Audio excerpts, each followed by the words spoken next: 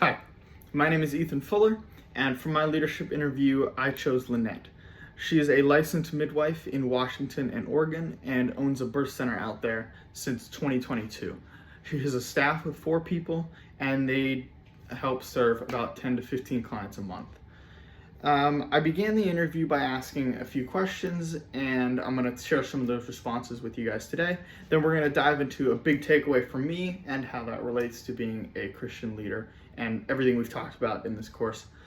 I began the interview by asking, what does leadership mean to you? It's a pretty broad question, and I think a lot of people would answer this in a lot of different ways. For her, she emphasized the importance of a team mentality where members understand their role and their value to the team. She talked about a shared vision and a goal that everyone can work towards, and how important it is that everyone understands how they fit into the path towards that goal. I also asked her about some of her strengths and her weaknesses as a leader. She began by telling me how important it was to be curious and able to receive critical feedback. She has not a lot of previous leadership experience before opening this birth center in 2022, and because of that, she's always learning and evolving, as any good leader should. So she really stressed the importance of being able to take feedback and always being curious about how to improve as a leader. When asked about her weaknesses, she responded that she can really be bold and sometimes even blunt when addressing issues. She's very direct and straight to the point, which certainly can have its benefits, but there's a certain tact that's required as a leader sometimes when addressing issues within a team that is something that she really wants to continue working on. When asked about her greatest influence as a leader, she mentioned a couple people. She mentioned her husband, who works in business and actually has a ton of leadership experience. I know she's leaned on him a lot. She also mentioned a mentor in her field, which has been really important to her when addressing some specific issues. I also asked her about the relationship between leaders and the followers. She really stressed the importance of trust and loyalty. She works as a midwife and as the owner and operator of this birth center.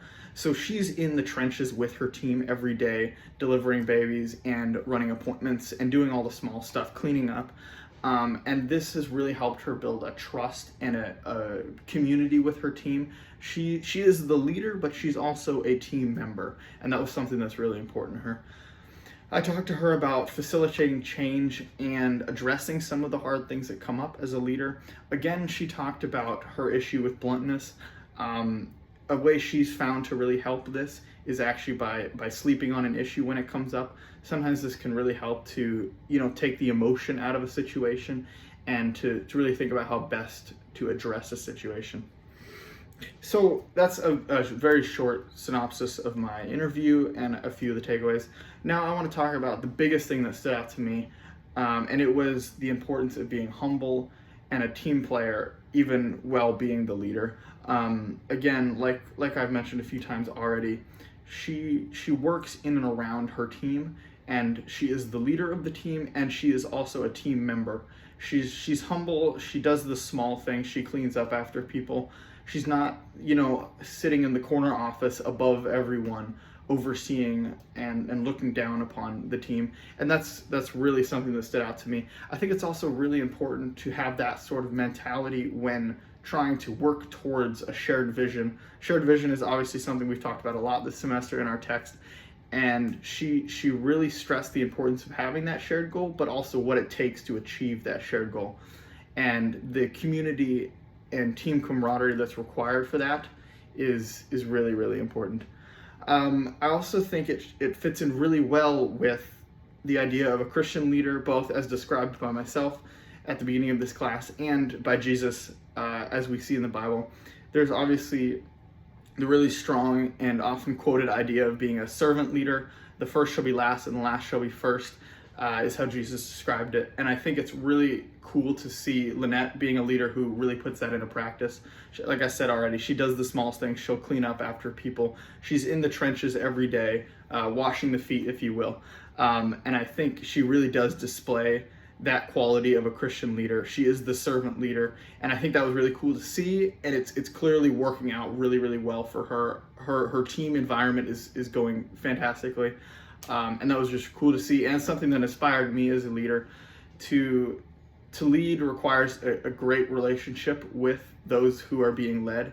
If somebody doesn't want to be led, it's really hard to force leadership on them.